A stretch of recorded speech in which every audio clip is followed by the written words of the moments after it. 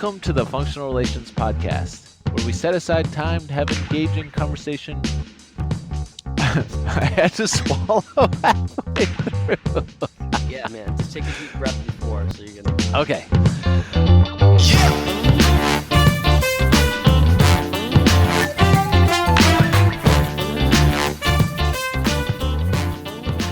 Welcome to the Functional Relations Podcast, where we set aside time to have engaging conversation on relevant topics related to behavior analysis. I'm Zachary Bird. And I'm Caleb Davis. Here we are. All right. We're on episode 4 of our second season. This is going quite swimmingly, Caleb.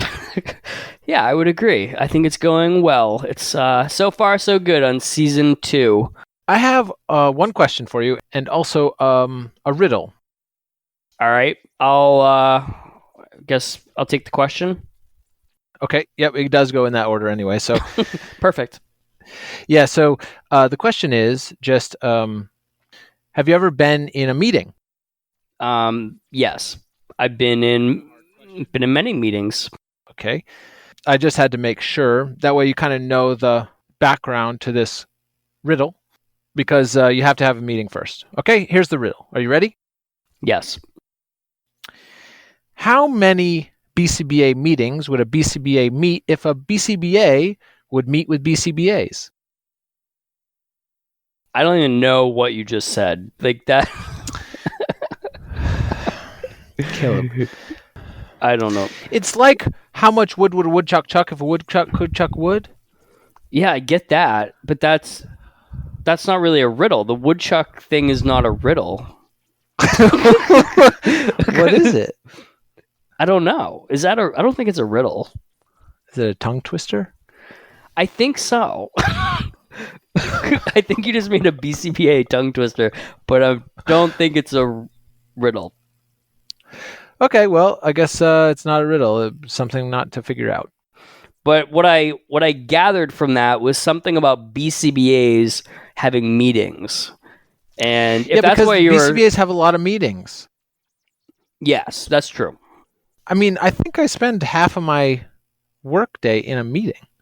Yeah. Don't you? I mean, I have quite a few meetings. Some of them I just attend. Other meetings, maybe I'm the one facilitating the meeting. Yeah. You know, and they're for different reasons. Do you feel like you're a good facilitator of meetings? I feel like some meetings I think I do pretty well at. Other meetings, I think there's a spectrum. Like after a meeting, I'll be like, that meeting went pretty good. Versus other meetings, maybe I'm like, I wish it would have gone a little bit differently. Yeah. No, I can agree with that. I think actually I would be interested to know how many hours across our careers after a meeting we've discussed whether it was a good meeting or not. We spend a lot of time trying to dissect our meetings, right? Like when we worked together, it's like, okay, how do you think that meeting went? Oh, good. Yeah, good meeting. I think we got accomplished what we were hoping to accomplish. And then sometimes it'd just be like, well, that one ended up in the weeds and we really didn't get anything accomplished. But I do think over the time we've kind of gotten a little bit better at that, don't you think? Yeah, I think so. Just a side question, where did you learn to conduct meetings? Like, did you have any like formal training in that? A very little bit. I don't know if it's formal, but I feel like I was gradually added into a clinical meeting at the New England Center for Children. I think Stacy Bancroft kind of helped me along with that a little bit. But I don't think it was formal training. There were no goals set out for me or anything, but I think it helped me learn. But I think, to be honest, a lot of my learning about meetings or how to facilitate meetings came through trial and error and watching other people facilitate meetings. What's your experience? Yeah, I think mine's probably pretty similar.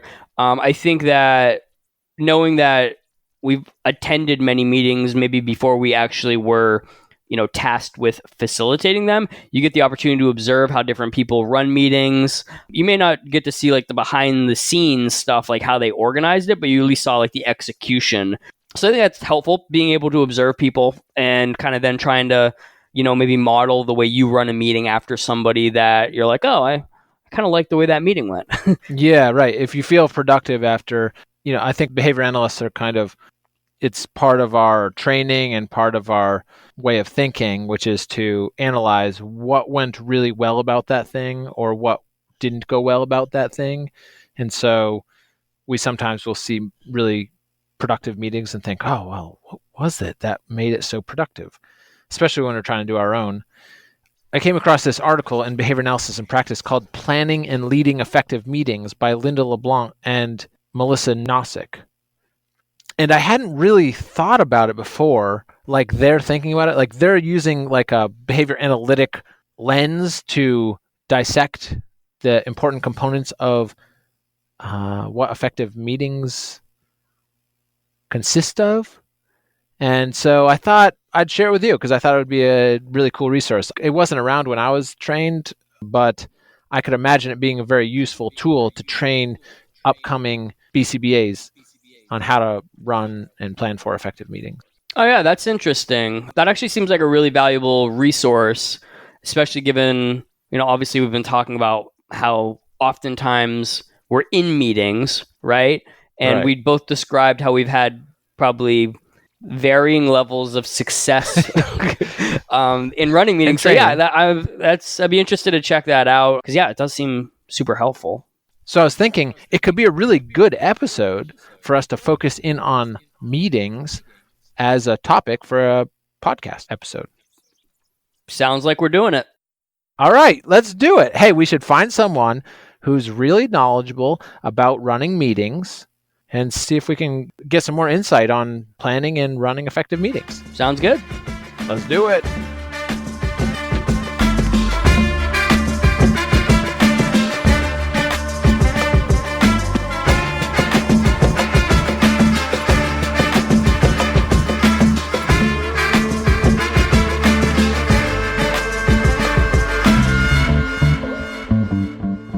Welcome, Dr. LeBlanc. Recently, we came across your paper in Behavior Analysis and Practice on planning and leading meetings and thought this would be a great topic to talk about for our Season 2 Research to Practice.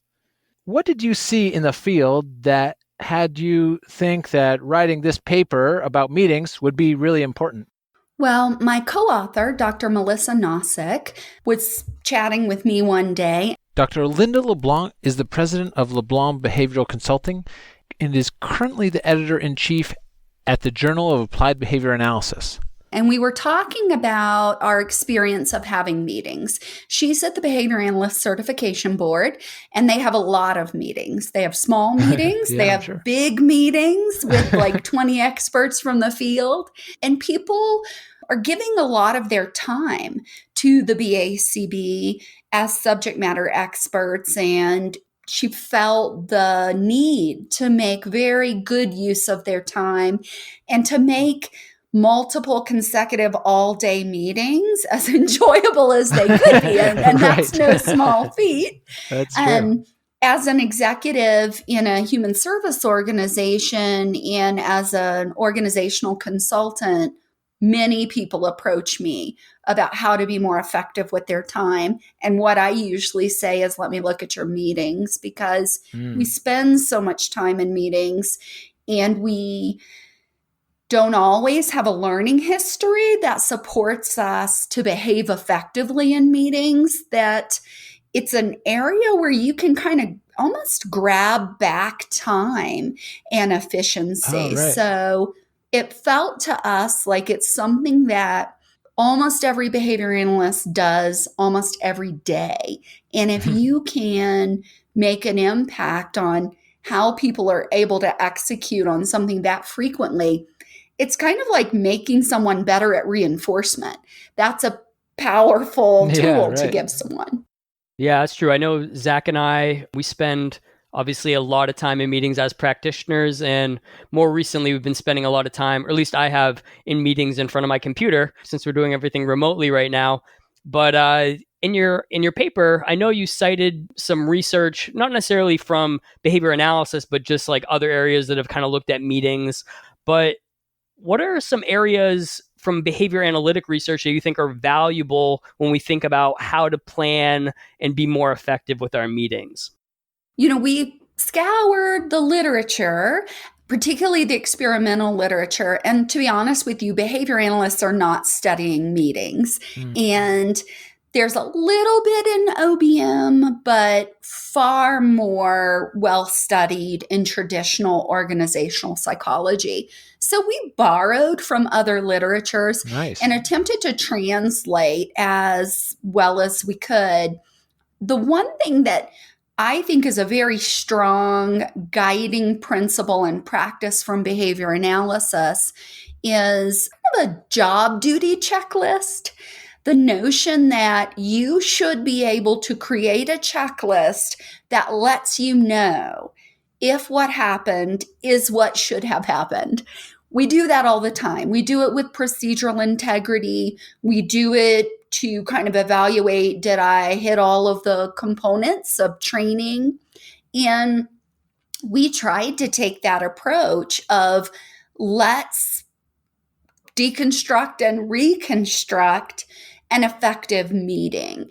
And we tried to put those kinds of checklists in the paper. So they're just practical tools where someone could have a meeting and evaluate how well did that go. And then, of course, a checklist for the initial planning of the meeting.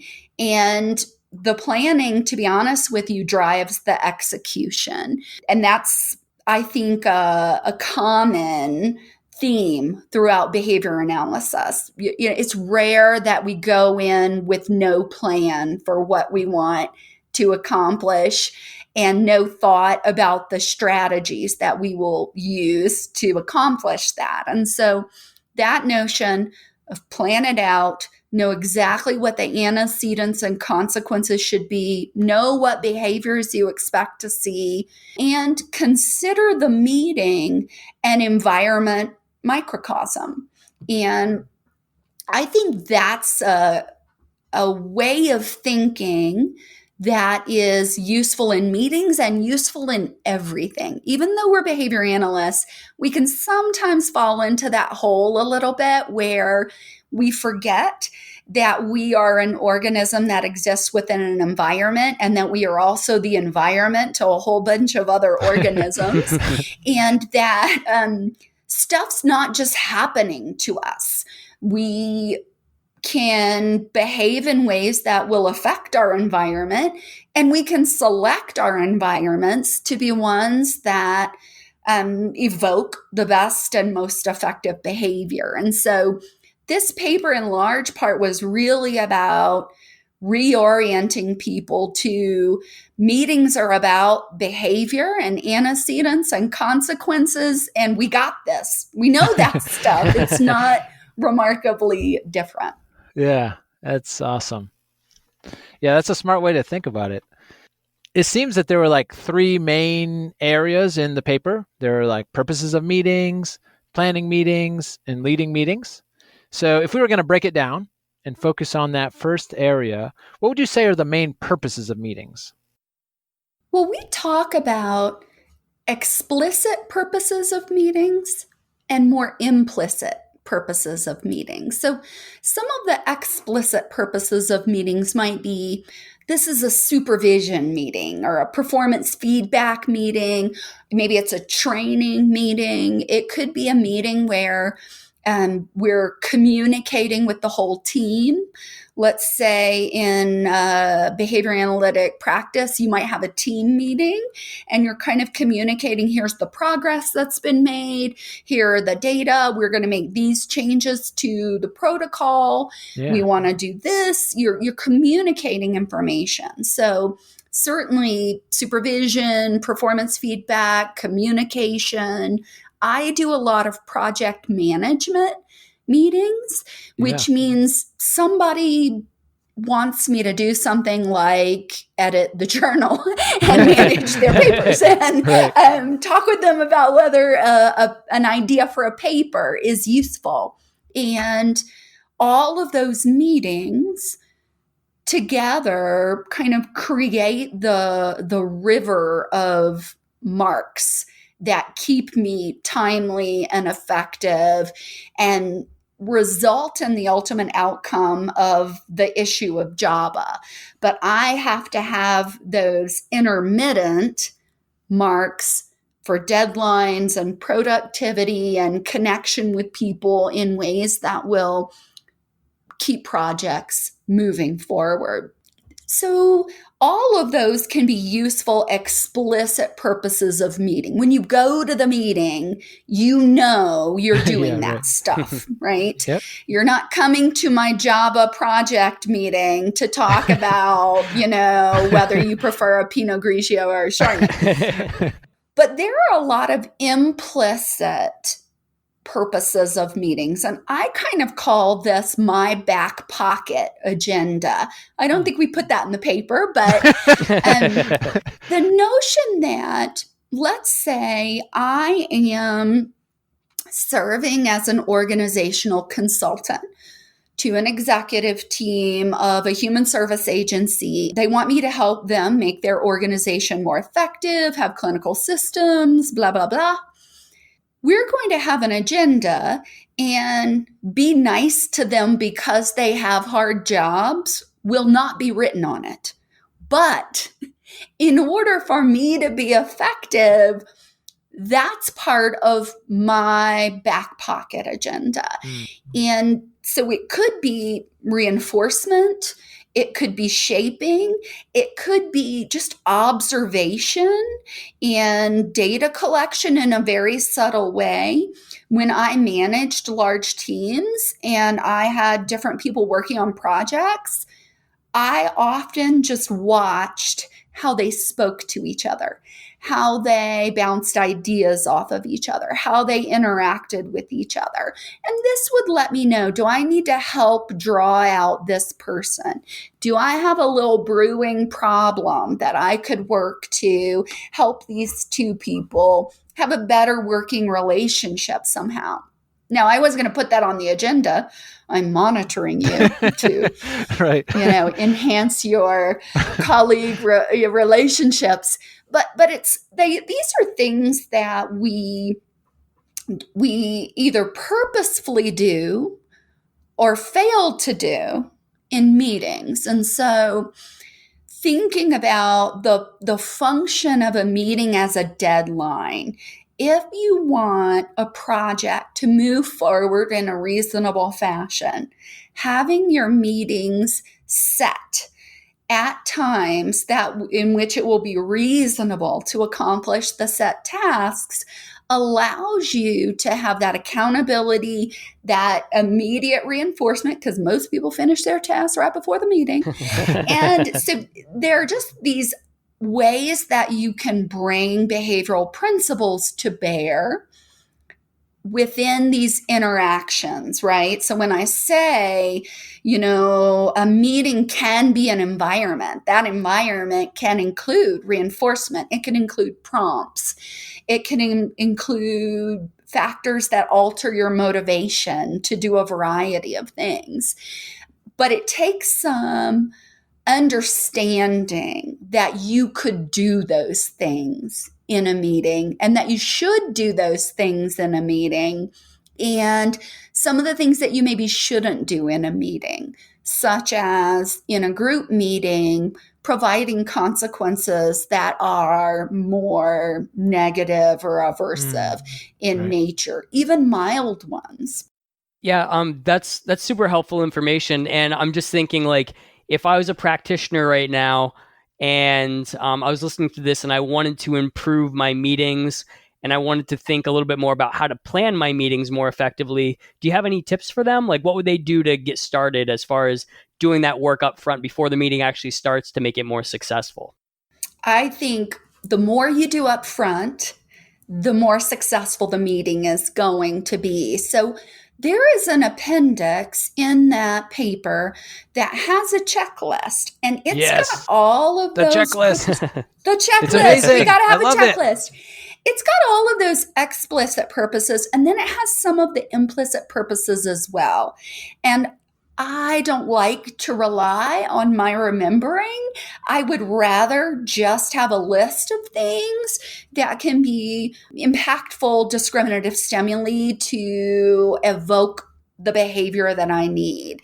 And so I look at a list and I make a list. So, it's things like if I know someone hasn't been well, or someone didn't quite meet their last deadline and they were, maybe even hard on themselves, that might lead to me having one of those back pocket agenda items of making sure they're okay with that they're not constructing a world in which I'm disappointed, and that creates burden that leads to them being even having some anxiety and a negative experience that unnecessary, right?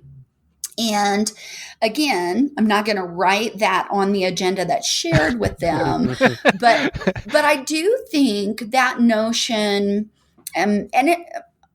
think about how you hope to impact people before you have the opportunity to interact with them.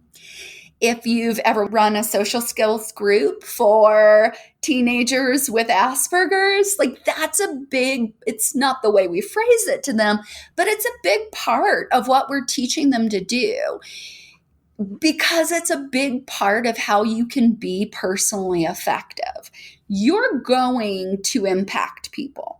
If you think about how you want to impact them, you are more likely to be closer to the mark than if you just behave without thought. You maybe edit, you add in, you kind of envision how much time and emphasis you would put on any given part of the interaction. And I think when you do that, you are more likely to remember something about that person that will help make the meeting experience less something that they have to endure and more something that feels directly useful to them. Hey, sorry to interrupt, but if you're a BCBA or BCABA and interested in getting a CE for listening to this episode, you can purchase it at functionalrelationspodcast.com. This episode is worth 1 learning CE, and you'll need to provide 2 code words when you go to checkout. The first code word for this episode is jelly. Jelly. We're going to spread some peanut butter and jelly on my toast. Jelly. So there were also tips inside the paper about leading meetings. So were there any specific tips that you think have been really valuable about leading meetings? Absolutely. I almost can't tolerate a bad meeting. And over time, it's gotten harder for me to be in other people's meetings if they don't do some of these things. Like not only planning out the things that will be covered in the meeting, but the order in which they are covered and the time estimate. How long do we think this is going to take us?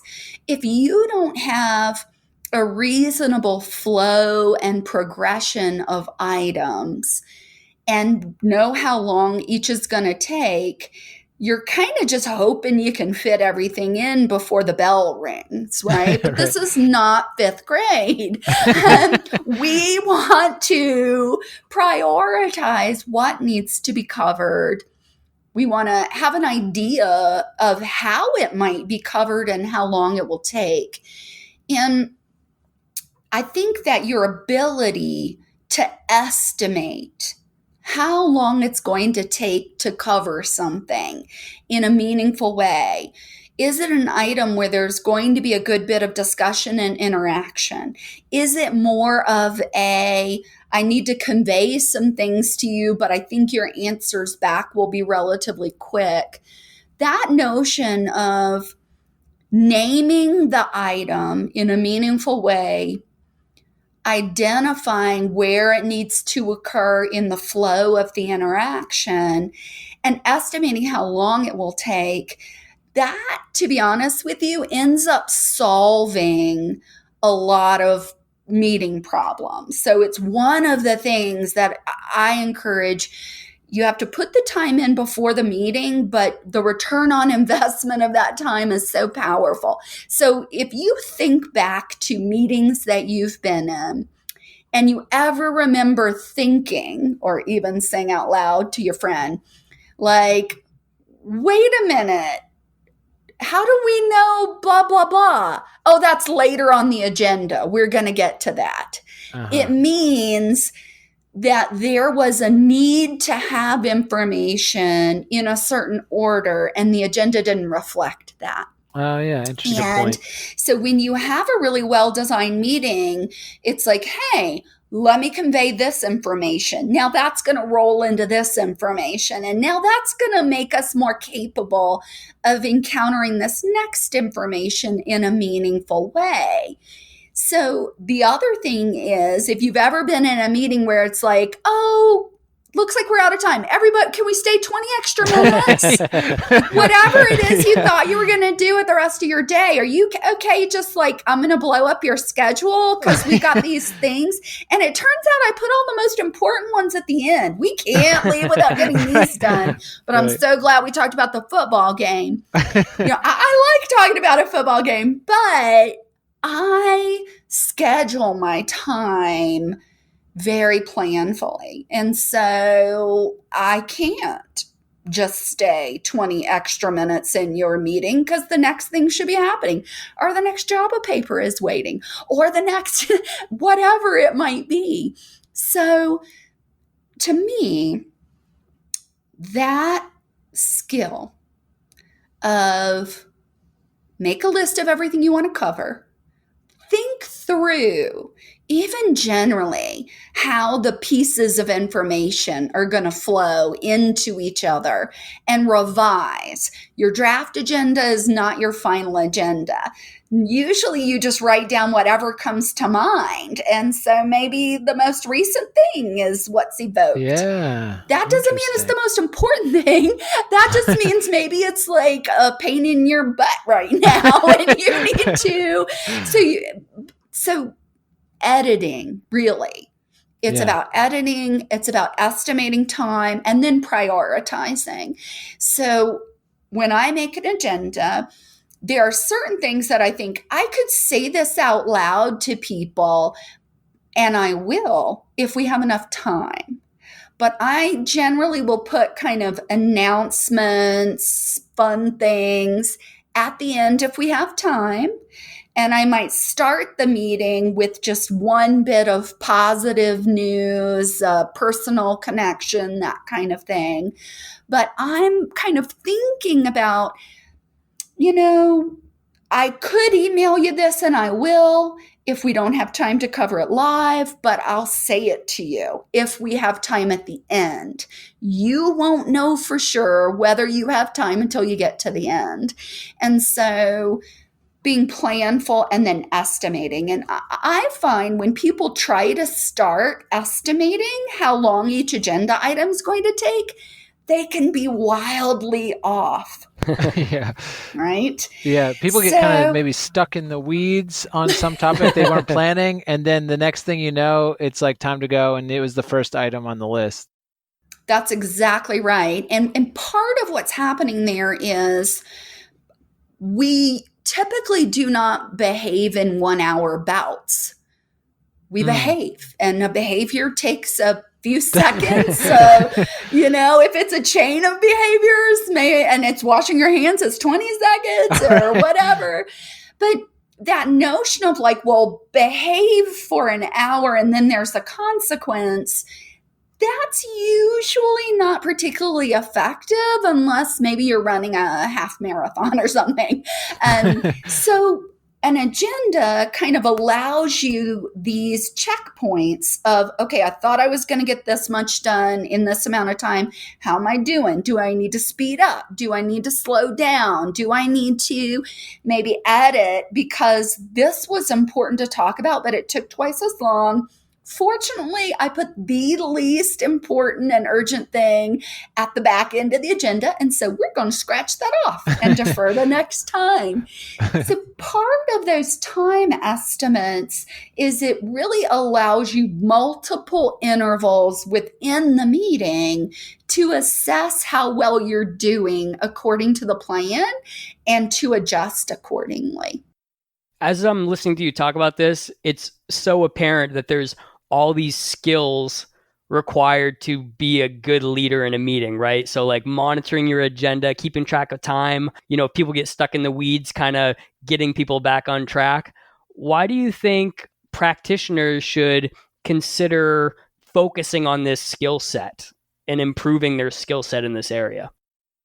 The most important reason to focus on this is there are only 24 hours in a day.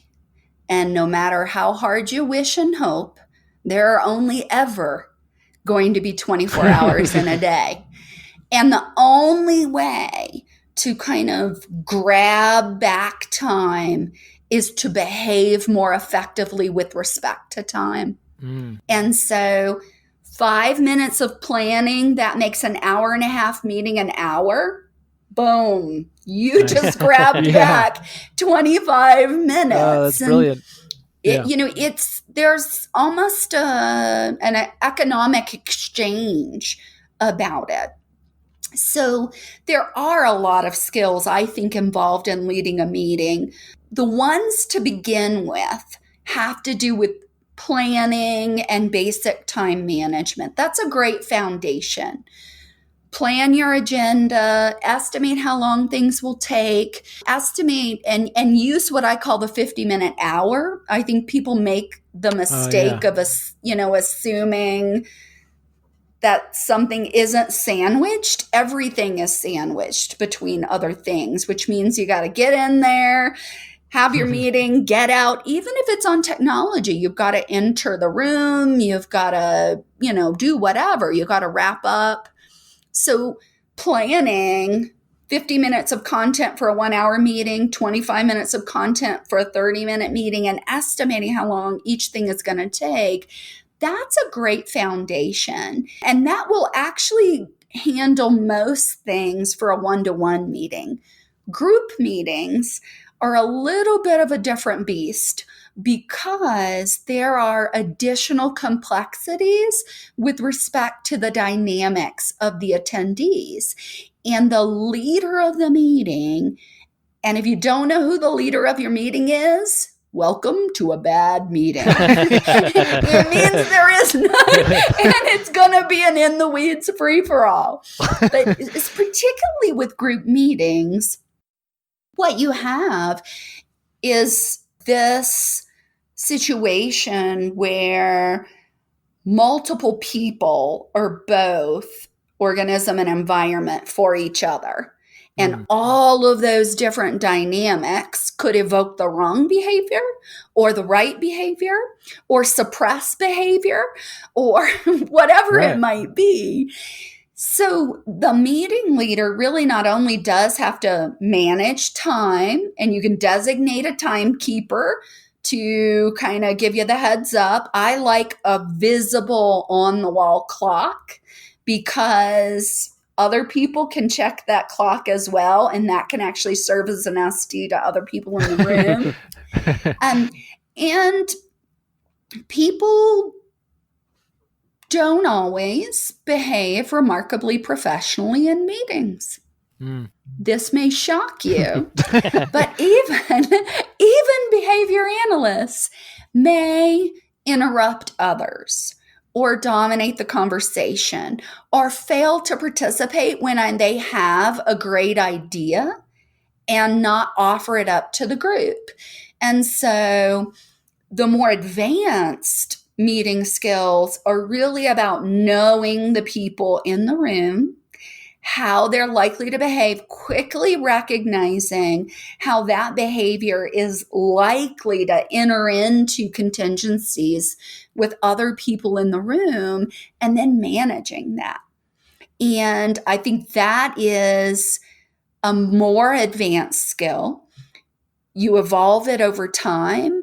And it helps to have a mutual respect for everyone in the meeting. If when you begin to have that responsibility to, in the moment, manage other people's behavior in a way that's not publicly coercive. So it's that gentle reminder of, this is super interesting, but I wonder if we might not be getting in a little deep on this. What I'm going to do is just write this on the board over here. We're going to come back to it if we have enough time, and blah, blah, blah. So there's a certain, I think of it as firm politeness with a smile.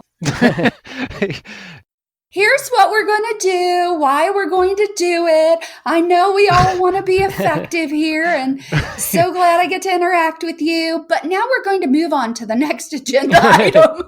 Yeah, the table of common problems and then kind of what to say. This is in the paper. Common ways of basically handling the common problems, I thought was genius. And I was like, man, I need to like download all of those really tactful ways of responding because I need to use them. So I guess I just need to practice. But I thought they were excellent ways of moving on, switching to another person. Graceful. But yeah, it was so tactful. I just loved it. I have to call out my co-author, Melissa Nosik. She came up with the one of like, that's a really interesting ringtone. That's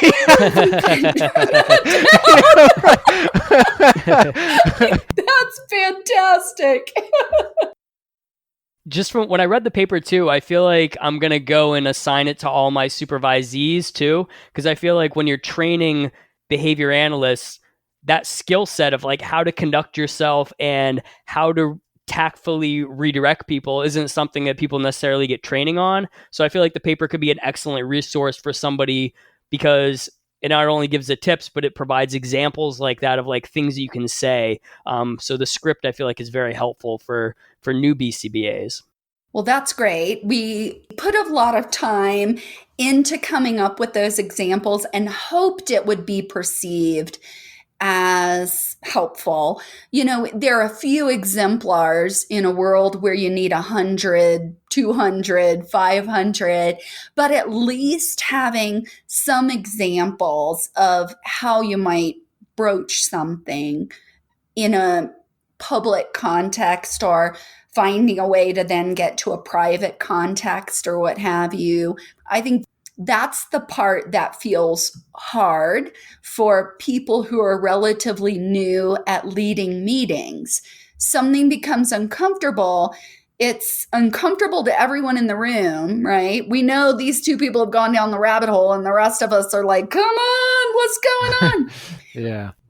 But that notion of, how do I say this? How do I not just say, stop, shut up? I know I shouldn't do that. And you shouldn't.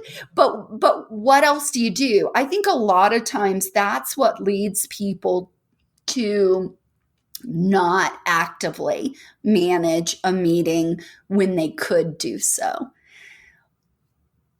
So some examples of here's what might occur and what you would do, hopefully get the ball rolling. Yeah. I think it was a great resource. Yeah. In addition to this paper, are there other resources that you would recommend people check out if they're, interested in learning how to more effectively run meetings, plan meetings, all that stuff? It is amazing how much exists in, I guess, business management literature, but also like kind of popular, like Harvard Business Review type thing.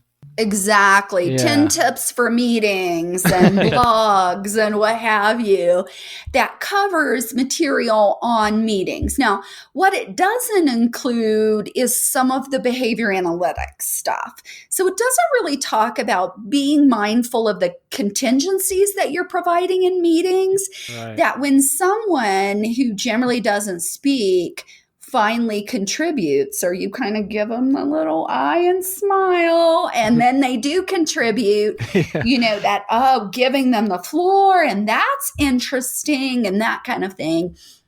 That kind of analysis and recommendation about consequences is often not there. But there are lots of great resources. There are pamphlets.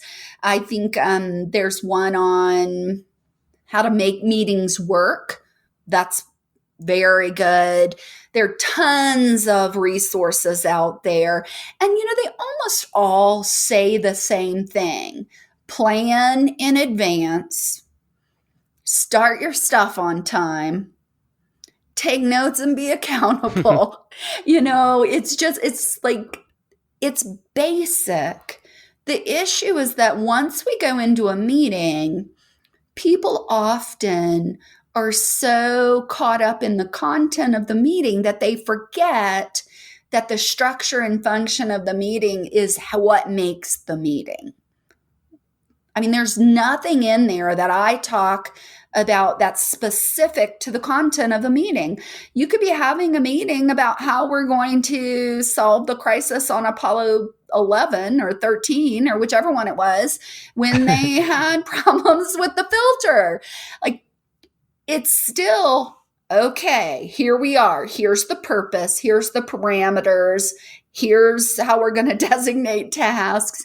A lot of the structure and function drive the effectiveness regardless of the content. And there is literature in management primarily that looks at how the most effective leaders keep a 50-50 balance on the structure and function of the meeting and the content of the meeting, whereas less effective leaders kind of get out of whack and too involved in the content so that they're not managing the time, the dynamics, the contingencies, the subtle objectives. So nobody wants to be the bad leader, right? We'd all rather be the good leader, and we'd all rather be in good meetings. And that means paying attention to both of those parts. You also have maybe some webinars or some things through your consulting company that might be valuable. Is there a place that people can go to learn about that? Absolutely. So my consulting company serves a few kinds of clients. I work with some higher ed organizations to help them with their behavior analytic content for instruction. I work with primarily human service organizations, ABA companies that are growing and want to have some clinical quality systems and more organizational behavior management within their organization. And then I also work with technology companies that create products for whom behavior analysts are the market. And I'm usually helping them to improve their products. Across all three of those, one of the most valuable things that I offer per their evaluation is a 5-part leadership series where I work with the team to cover several topics to help their top leaders and next level of leaders, and particularly their new leaders, become more effective and efficient at things like having effective meetings, problem solving, designing and implementing systems, using perspective taking to help them understand how to manage tense situations when people view things differently, and then organization and time management. So meetings is part of this series. It's the one topic I've never had anyone directly ask me, oh, would you please teach us how to run meetings? But I stick it in there anyway. You got to get the meetings too if you're going to get the other ones. And very often what people say is that the one on meetings is one of the most useful ones because it immediately changes their behavior. They notice that like the next day, they're having meetings differently Mm. and that they feel less fatigued from a day with multiple meetings. Now, are these like a self-paced course, or is it something where they would hire you and you would come to their organization, or how is that designed? I can do it either way. When I have local clients, I typically do it as a live workshop with activities. Sometimes I travel to them and I'm doing other things as well. But for the majority of my companies, I do them as a series of webinars. So we might Gotcha. do Cool. one topic every 2 to 3 weeks for the span of a few months. And they're kind of sequenced so that you will not be surprised to You learn. planned them out, I I suspect. planned them out in a specific order. So the content of one sets up the next one. If you ran terrible meetings, this would be terrible for business. If in the first meeting you're like, okay, let me tell you about my services, and it wasn't organized, and they're like, I don't know, I think we should Right. probably We don't want this find the lady to other teach us about consultant. meetings. Yeah. So I suspect it's well organized. Well, but one of you mentioned earlier about wanting to give this paper to your supervisees. I absolutely think that is a great recommendation. And then you'd better walk the walk because you've just given them a checklist to evaluate your walk.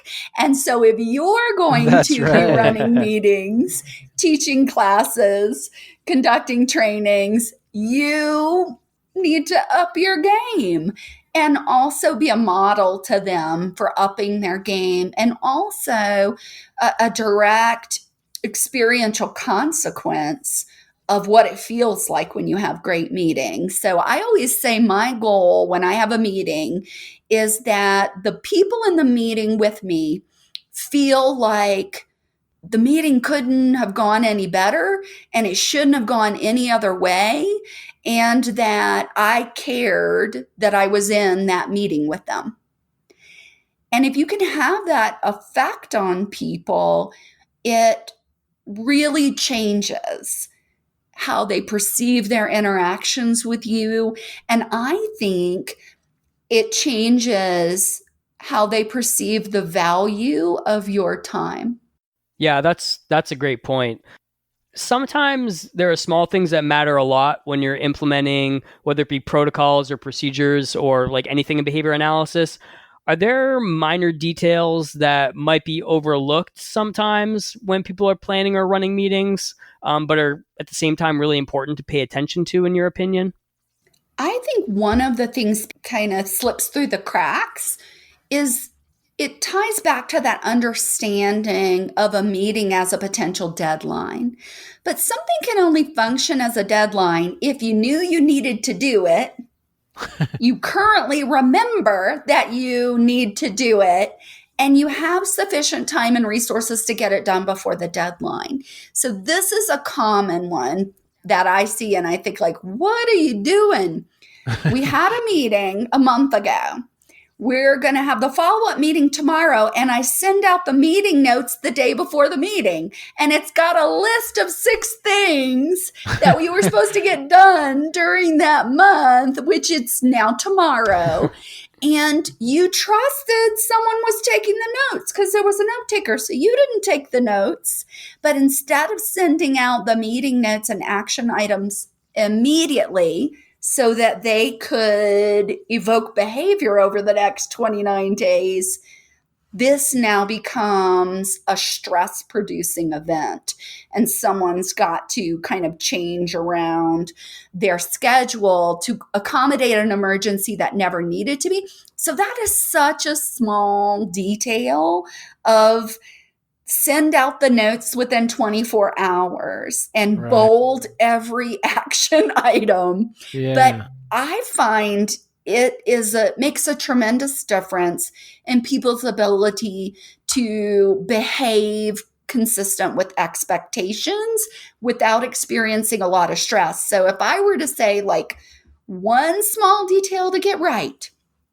send out the agenda in advance, send out the notes as soon after as possible. That's great advice. Thank you for coming on the podcast. Before we wrap up, I was just wondering, is there anything else that you think would be valuable for listeners? Most of our listeners are BCBAs. Some of them are students. And is there any kind of things that you'd like to wrap up with? Yeah, I'll wrap up with two things. One is there is a section on how to behave as an attendee in meetings, and we give a sample list of meeting rules that you can have. And so there's not only the power of contingencies in meetings, there's the power of rules and then the contingencies to support compliance with those rules. And anytime you're above 4 people, it's a good idea to talk about meeting rules and how you want people to behave and to do that up front. I was a professor for 15 years and I always talked about classroom conduct and rules and also why it matters. It's not just that Linda says be on time. It's that every other person has a restart and the most prompt prepared person is the most punished when you come trotting in late and have to scoot by them. So anchoring those kinds of rules, I think, is a great way to help people know how to behave as an attendee. And the second point that I would make is this paper is really an exercise in exploring how to be behavior analytic in your own behavior. We often think about the principles of behavior analysis and procedures when we are working with clients, hopefully also when we're working with families, hopefully also when we're working with our team members and colleagues. But really the examination of a meeting is just an environment in which people behave. And the notion that it must be an inherently bad thing is counter to a behavior analytic worldview. And when you practice looking at your own behavior, did I present the right prompts and discriminative stimuli? Did I reinforce the behavior that I wanted or didn't want? Did I, plan effectively? And, did I do these things? I think that you can begin to feel a little bit less beat up by your work environment, right? You can become the means by which various contexts are improved, not just for yourself, but other people, and you're doing it through behavior analysis. So this is just one more example of how to turn that behavior analytic worldview upon your own behavior.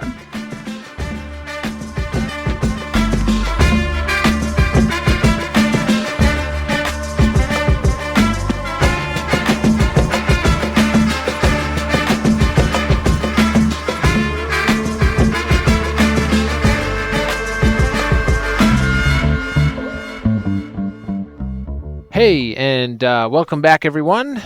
This is the time in the episode we've decided to set aside time to show our appreciation for all the people who support us. That's right. We just wanted to take the opportunity to say thank you. The things that I've been noticing that really seem to mean a lot to me are when people go on Apple Podcasts or iTunes and they leave reviews, they write up a little thing, or they give us 5 stars. That's pretty cool. Also, we really like to hear from you on Facebook or Instagram posts or wherever. You could also email us at functionalrelationspodcast@gmail.com if you want to. And if you are somebody that's interested in supporting us in more tangible ways, our Patreon supporters are very near and dear to our hearts. If you are interested, Patreon is a website that allows listeners to access behind-the-scenes posts, bloopers, updates, and we can also send out small gifts to our members to show our appreciation. You can learn more about becoming a Patreon member at the website, which is www.patreon.com/functionalrelationspodcast.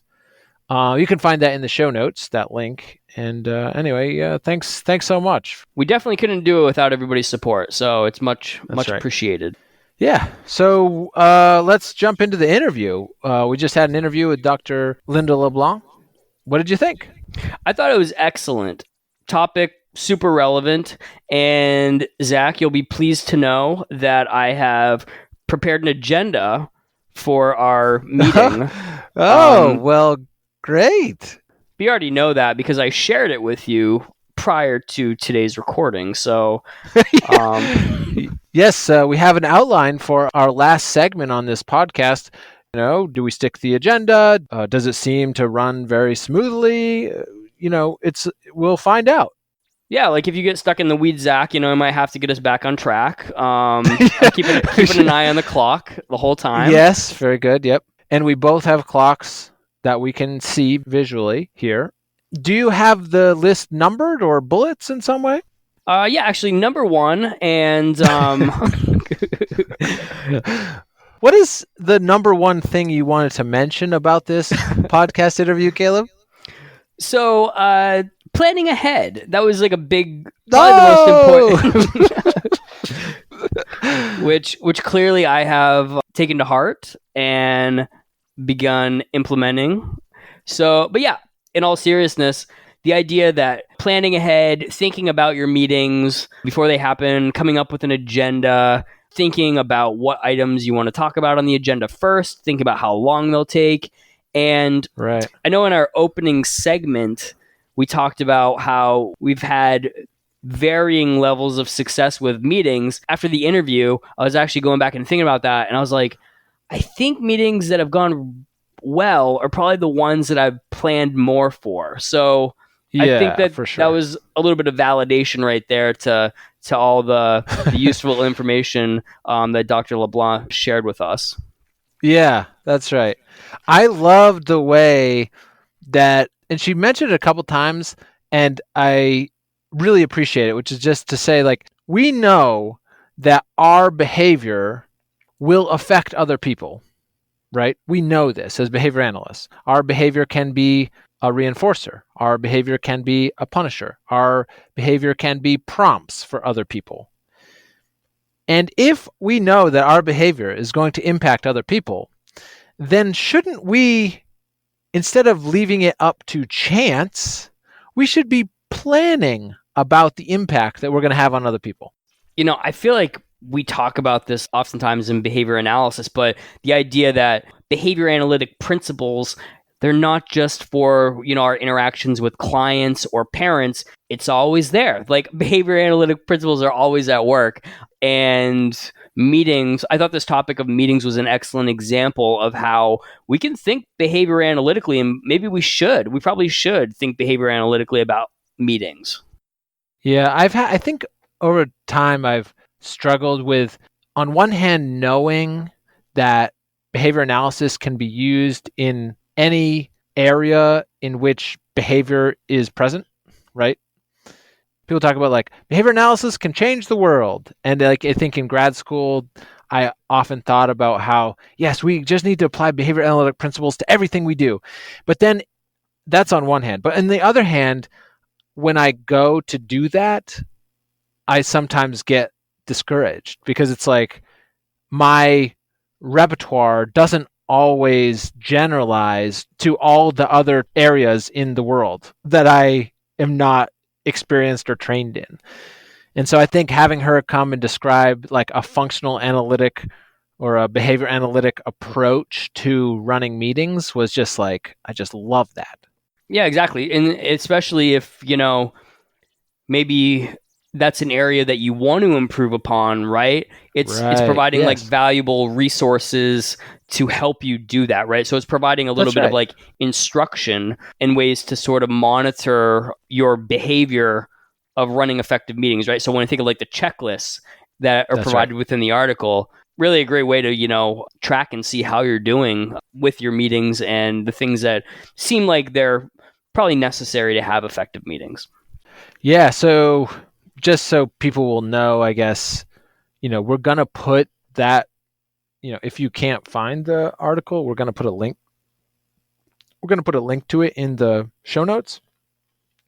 And those tools that we've discussed throughout the interview and now are going to be there for you. And we'll also add in a couple of the articles from kind of the sources that Dr. LeBlanc mentioned, which was like Harvard Business Review and those type of things.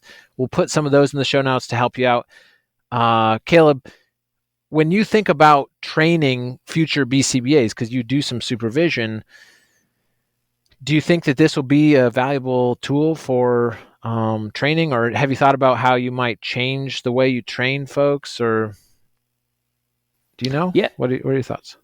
Yeah, I mean, I think I mentioned it during the interview. I think it is a very valuable resource for supervisees because, during our opening segment, Zach, we were talking about how, we never got formal training on implementing or on facilitating meetings, and something we kind of learn more indirectly from seeing other people do it. But I feel like something like this could be super helpful for people, either new BCBAs or BCBAs in training, or maybe even BCBAs like you and me who have been around for a little bit. But we definitely, or at least I took things from the interview and from reading the paper that I felt like I can immediately improve the quality and productivity and efficiency of my meetings.